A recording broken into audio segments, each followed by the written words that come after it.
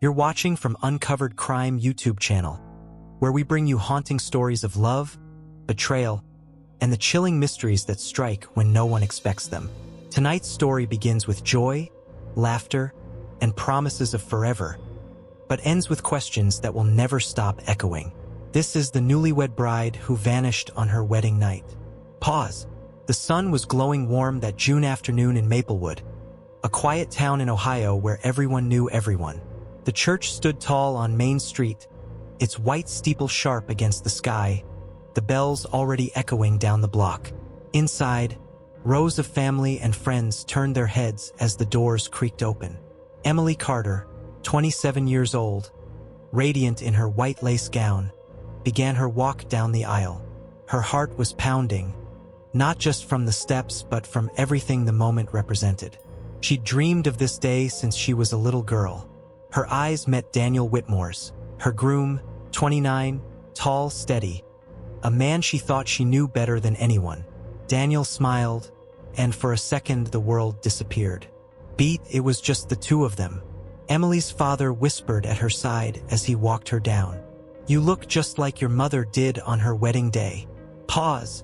She smiled softly, holding back tears. Today was about beginnings, not endings. The ceremony moved like a dream. Vows exchanged, promises spoken. Rings slipped onto trembling fingers. I do. And just like that, Emily Carter became Emily Whitmore. Applause burst through the pews, the pastor pronouncing them husband and wife. The kiss lingered longer than expected, drawing laughter and cheers. For Emily, the kiss meant security. For Daniel, no one could quite read what it meant. Pause. At the reception in the Whitmore family's countryside estate, the celebration was everything a small-town wedding should be. Kids darting between tables, grandparents clapping to old songs, champagne glasses clinking, stories being told too loudly. The bride and groom cut their cake, Emily laughing when Daniel smeared frosting on her cheek. "Daniel!" she squealed, brushing it away. He only chuckled. Had to. Tradition. Beat. Friends toasted them. The maid of honor, Emily's best friend since high school, Jenna, raised her glass. To Emily, the girl who always believed in happy endings. And to Daniel, who somehow convinced us all he's worthy of her. Everyone laughed, but Emily felt the heat rise in her cheeks. She kissed Jenna's cheek and whispered, "Thank you," but not every look that day carried joy. In the back corner, a man sat with arms folded. Broad-shouldered, late 30s, dark suit. His eyes never left Emily. A friend of Daniel's? A distant cousin? No one seemed to know. Emily noticed him once, during the first dance. She felt a prickle down her spine but brushed it off. "Don't be paranoid," she thought. "It's my wedding day. Everyone here is family, somehow." Still, his gaze lingered in her mind. Pause. Hours slipped by. As the evening deepened, lanterns glowed across the lawn, laughter spilling into the warm night air. Emily and Daniel stole a quiet moment by the edge of the property, looking out at the fireflies. "Can you believe this is our life now?" Emily whispered. Daniel smirked. "Our life, yeah." His tone was calm, almost too calm. She studied his face but couldn't quite place the feeling in her chest. Maybe it was nerves. Maybe it was exhaustion. Maybe it was something else. Beat. Later, as the reception wound down, Jenna pulled Emily aside. "You okay? You look a little off." Emily shook her head, smiling. "I'm fine, just overwhelmed. You know me, too many emotions in one day." Jenna searched her face for answers, but let it go. Emily slipped into the restroom to fix her hair. Staring into the mirror, she whispered to herself, "This is supposed to be the happiest day of my life. Don't overthink. Just breathe." She dabbed at her makeup, adjusted her veil, and forced a smile. But her eyes, in that reflection, told another story. Something weighed on her, something she hadn't shared. Pause. Meanwhile, Daniel was at the bar with his best man, Mark. "You sure about this?" Mark asked, half joking. Daniel gave a short laugh. "Too late to turn back now, right?" He didn't say it cruelly, but the tone carried a strange edge. Mark frowned. Man, she's crazy about you. Just don't mess it up. Daniel raised his glass but didn't reply. As midnight neared, guests began leaving. Emily hugged relatives, waved at friends, accepted the last gifts. The strange man in the back corner was gone. At least, she didn't see him anymore, but the memory of his stare clung to her like smoke. Finally, it was time. The couple left through a tunnel of sparklers, friends cheering as they climbed into the waiting car. Emily laughed, clutching Daniel's hand. This is it, she thought. The start of forever. The car drove down the long road to the Whitmore family's private lake house, where they'd spend their first night before jetting off for their honeymoon. At the lake house, silence pressed in. No more music, no more clapping, no more distractions. Just Emily, Daniel, and the echoes of a day that had felt almost too perfect. She set her bouquet on the dresser and turned to him. "So, Mr. Whitmore," he smirked. "So, Mrs. Whitmore." Beat. They kissed again, but the kiss felt different now. He pulled away first. Emily excused herself, saying she wanted to change out of her dress. Alone in the small bedroom, she let out a shaky breath. She sat on the edge of the bed, staring at the floor. Her phone buzzed on the dresser. A text from Jenna. "Love you. Call me tomorrow. Be safe." Emily smiled faintly. She typed back, "Of course. Love you too." She didn't know it then, but it would be the last message she'd ever send. Pause. She slipped into a simple silk nightgown, tucked her dress into the closet, and glanced once more at her reflection. "This is the beginning," she whispered. "This is where my story really starts." Pause.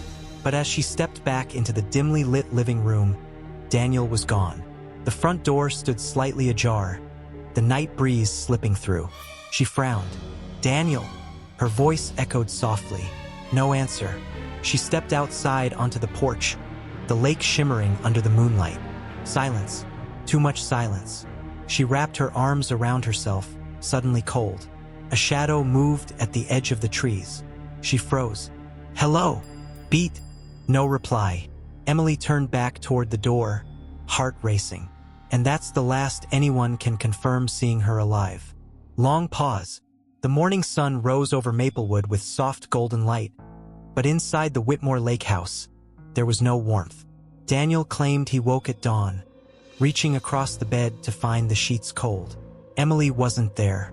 At first, he told police he thought maybe she'd gone outside to watch the sunrise. But when he checked the porch, the dock, even the garden paths, there was no sign of her. Pause. By 7 a.m., panic had begun to replace reason. Daniel dialed Jenna, Emily's best friend. His voice was tight, controlled, but with an edge of unease. "Hey, Jenna, have you heard from Emily? She's not here." She's not answering her phone. Jenna, still half asleep, sat up instantly. "What do you mean she's not there? It's your wedding night, Daniel. Where would she be?" He hesitated. "I don't know. Maybe she went for a walk. Maybe she needed some air." But Jenna heard something in his tone she didn't like. Beat. Within an hour, Emily's parents had arrived, faces pale, hearts pounding. Her mother's voice cracked as she confronted Daniel on the porch. "You mean to tell me my daughter walked out of this house on her wedding night, and you just let her go?" Daniel bristled. "I was asleep. I didn't let her go anywhere." Emily's father stepped forward, fists clenched. "You should have been with her. You should have protected her." The tension was thick, grief already mixing with suspicion. Police were called before 9 a.m. The small-town sheriff, Thomas Avery, pulled up in his squad car, hat tipped low, expression grim. Missing persons cases were rare in Maplewood, especially cases like this. A bride, hours after her wedding. Sheriff Avery stepped inside the lake house, scanning the room. Emily's dress hung neatly in the closet. Her phone and purse sat untouched on the dresser. Nothing looked disturbed. No signs of a struggle. "It's like she just evaporated," one deputy muttered. Daniel told his story again. "We got back late. She changed, said she wanted to step outside for a minute. I fell asleep. When I woke up, She was gone. Sheriff Avery studied him closely. You didn't hear anything? A car? Footsteps? Daniel shook his head. No, nothing. Pause. By midday, word had spread across Maplewood. At the diner, whispers filled the booths. At the gas station, neighbors traded theories. Some said Emily had cold feet, that she'd run away from marriage. Others muttered darker suspicions, that Daniel wasn't telling the whole truth. Detectives combed the property. Dogs were brought in to track Emily's scent. They led officers down the gravel path, toward the tree line by the lake, and then stopped. No further trace. It was as if the earth had swallowed her whole. Jenna, distraught, insisted Emily would never run. She was excited. She was happy. She texted me last night saying she loved me and she'd call today. She wouldn't just vanish. Her words carried weight. Emily wasn't a flight risk. She wasn't unstable. She was loved, grounded, and looking forward to her honeymoon in Hawaii. Beat. The investigation dug deeper. Deputies canvassed the wedding guests, asking if anyone had seen something unusual. That's when the whispers of the stranger resurfaced. Several guests recalled a man. Tall, late 30s, dark suit. Sitting alone, never smiling, never clapping. No one seemed to know who he was. Some thought he was on Daniel's side. Others swore he hadn't spoken to anyone. And when the guest list was cross-checked, his name wasn't there. He hadn't been invited. Pause. Emily's mother broke down in the sheriff's office, clutching a photo of her daughter in her wedding gown. She was so happy. She trusted him. And now she's just gone. Please, please find her. Her sobs echoed down the hallway. Meanwhile, Daniel maintained his innocence. On camera, he pleaded, "Emily, if you can hear this, please come home. Everyone's worried. I love you." His voice cracked on the word love, though some who watched swore it sounded rehearsed, almost mechanical. Sheriff Avery wasn't convinced either way. He knew statistically the husband was often the first suspect. But he also knew the presence of an uninvited man at the wedding was no coincidence. He pressed Daniel harder. "Do you know him? Anyone who might want to harm Emily? Any debts? Old flames?" Daniel bristled. No, she had no enemies. None. But as he said it, his eyes darted away, just for a second. Avery noticed. Beat. Search parties formed. Locals trudged through woods. Boats scanned the lake. Helicopters hovered overhead. Nothing. Not a shoe. Not a scrap of fabric. Not a trace.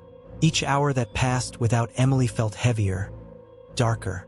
Jenna's words echoed on local news broadcasts. She wouldn't leave us. She wouldn't leave me. Something happened to her.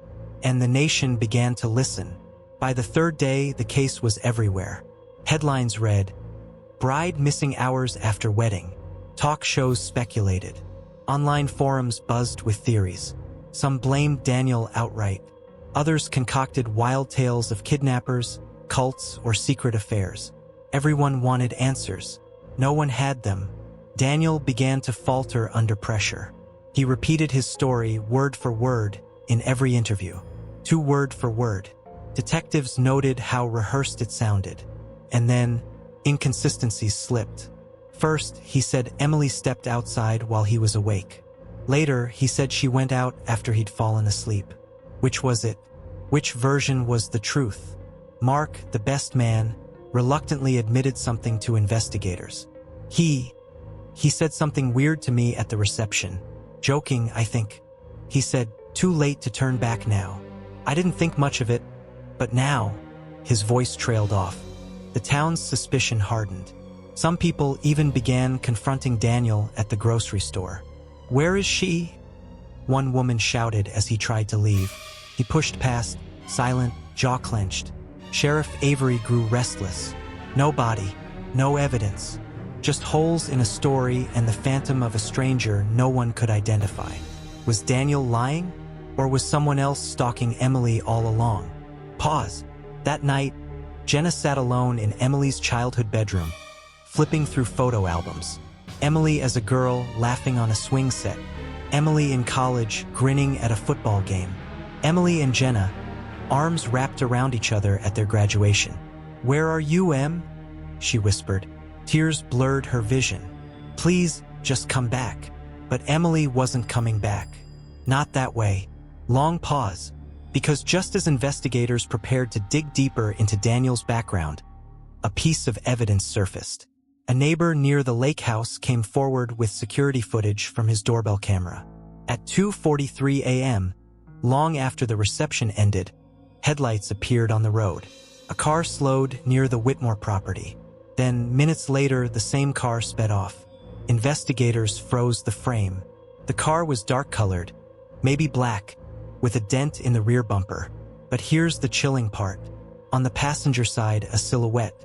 A woman, slumped, her veil faintly visible in the dim light. Beat. Was it Emily? Was she taken against her will? Or did she leave with someone she knew? The footage raised more questions than answers, and suspicion now widened beyond Daniel. The mysterious man at the wedding, the car in the night, the possibility that Emily had secrets no one in Maplewood had ever known. Pause, narrator shifts tone. And this, right here, is where the case takes a darker, more twisted turn. Before we continue, if you're gripped by this story so far, take a moment to like this video, subscribe to Uncovered Crime, and drop a comment below. Tell us, what do you think happened to Emily Carter on her wedding night? Your engagement helps us bring more haunting stories like this to life. Now, let's continue. Detectives replayed the doorbell footage over and over. The car slowed, lingered, then sped off. The silhouette in the passenger seat haunted everyone who saw it. Some swore it was Emily, the faint shimmer of white, the way her head tilted as if unconscious. Others argued it could have been a reflection, an illusion. Still, Sheriff Avery ordered a county-wide search for the car.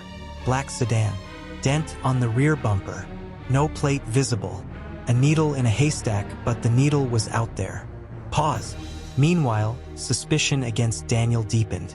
A background check revealed things Emily's family never knew. 2 years earlier, Daniel had been briefly engaged to another woman, an engagement that ended abruptly.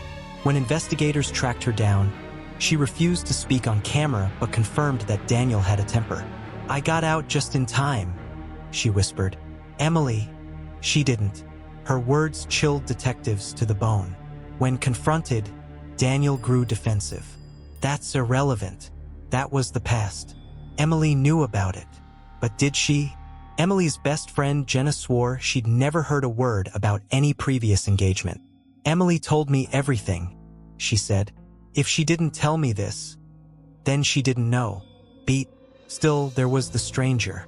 Witnesses at the wedding described his unsettling stare, his silence, his disappearance. Investigators widened the net, running facial recognition against security footage. Weeks passed. Leads went cold. Until one night, a tip came in. A gas station attendant 40 miles away reported a man matching the stranger's description. He'd paid cash, driving a black sedan with a dented bumper. And he wasn't alone. In the passenger seat, he said, was a woman with long brown hair, slumped forward. The date? The night Emily vanished. Sheriff Avery's team scrambled. They pulled surveillance footage from the gas station. There it was. Grainy, low resolution, but undeniable. The same car. The same man. And yes, a woman in the passenger seat. Her white silk gown visible through the window. Pause. Emily hadn't walked away on her own. She had been taken. The revelation shattered the town. Suddenly, Daniel didn't look like a grieving husband.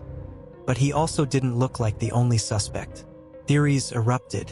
Was Daniel involved with this stranger? Did he arrange something? Or was he as blindsided as everyone else? Detectives pressed him again. Do you know him? Think carefully. Because right now, you're looking less like a victim and more like a liar. Daniel's face tightened. His jaw clenched. Then finally, he cracked. Fine, he spat. I know him. Silence thickened the room. His name's Lucas. Lucas Vance. We used to work together. Years ago. It's complicated. Lucas Vance. A name that hadn't been uttered in Maplewood in years. Records showed Lucas had a criminal past, fraud, assault, restraining orders. And more chillingly, he'd once dated Emily, briefly, in her early 20s. She'd never told Daniel. She'd moved on, or so she thought. But Lucas hadn't. Detectives pieced it together. Lucas had been at the wedding, watching, waiting, consumed by obsession. Daniel had recognized him but said nothing, maybe out of shame, maybe out of fear. That's why his story cracked. He wasn't guilty of harming Emily himself, but he'd withheld the truth. With Lucas's name, the hunt intensified. A statewide APB went out. Days later, a breakthrough. Lucas's car was found abandoned at a rest stop off the interstate. Inside, traces of blood on the passenger seat. DNA matched Emily. The sight devastated her family. Hope dimmed, but the case wasn't over. A week later, hikers stumbled upon an old hunting cabin deep in the woods. The door hung ajar. Inside, they found signs of life. Discarded food, a mattress, a wedding veil torn and crumpled in a corner. And in the ashes of the fireplace, a burned wedding photo. Emily and Daniel, smiling on their wedding day, faces charred black. Pause. The horror deepened. Lucas had taken her there.